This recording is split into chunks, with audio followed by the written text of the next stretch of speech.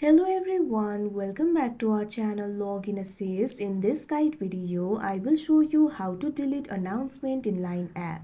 So first of all, open the Line application on your device. You can see over here Line app has been opened. Tap on the chats option that you can see at the bottom of your screen.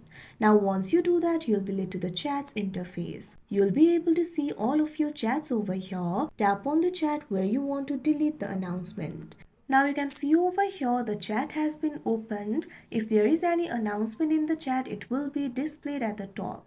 So if you would like to delete the announcement, what you have to do is simply long press on the announcement.